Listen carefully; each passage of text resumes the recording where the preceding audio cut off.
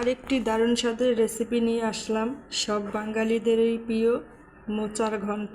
তো আজকে আমি মাছের মাথা দিয়ে মোচার ঘন্ট করেছি। তো এই রান্নাটা আমি কিভাবে করেছি আপনারাও আমার বন্ধু হয়ে পাশে থেকে ভিডিওটি দেখতে থাকুন। নমস্কার বন্ধুরা, নিপাস কিচেন অ্যান্ড ব্লগে সবাইকে স্বাগতম। তো আজকে আমি মোচার ঘন্ট রান্না করব।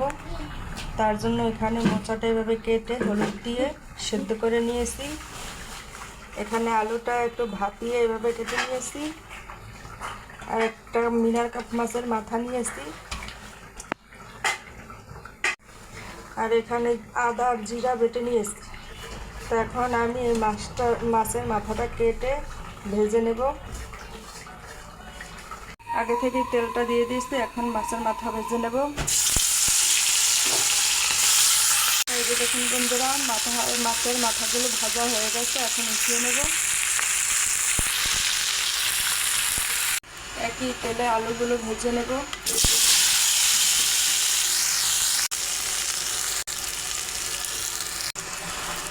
এই যে দেখুন আলুগুলো ভাজা হয়ে গেছে, এগুলি উঠিয়ে নেব। আর একটু তেল দিয়ে দেব। এখন ফোড়ন করে নেব। দিয়ে দেব তেজপাতা, শুকনো মরিচ, গোটা জিরা, দিয়ে দেব আদা জিরা বাটা। এখানে 1 চামচ হলুদ গুঁড়ো, 1 চামচ ধনিয়া গুঁড়ো, 1 চামচ শুকনো মরিচের গুঁড়ো নিয়েছি, জল দিয়ে গুলিয়ে দেবো। এই দেখুন আদা ভাজা হয়ে গেছে আর কাঁচা গন্ধটাও চলে গেছে। এখন গুলে রাখা মশলাটা দিয়ে দেবো।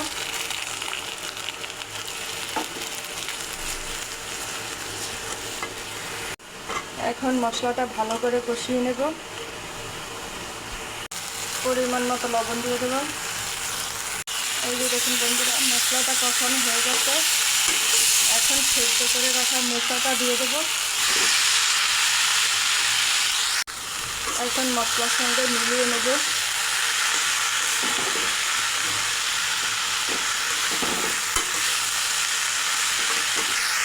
ঢাকনা দিয়ে একটু ঢেকে দেব।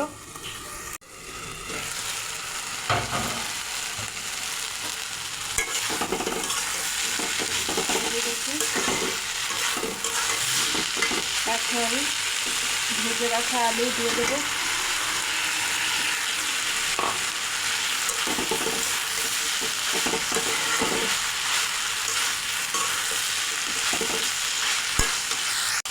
ভেজে রাখা মাছের মাথা সব কিছু মিশিয়ে নেব।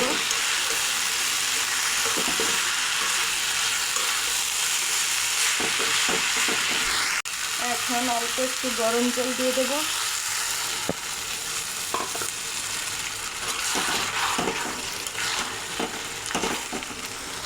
আর একটু ঢাকনা দিয়ে ঢেকে দেব।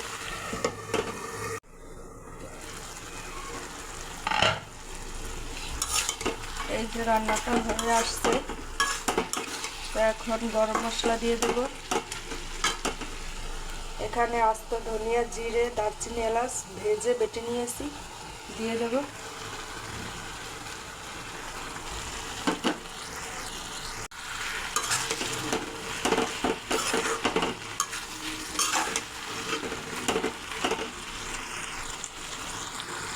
আর যেটা না দিলেই নয়, এই যে ঘিটা দিলে ঘন্টের স্বাদটা আরও দ্বিগুণ হয়ে যায়।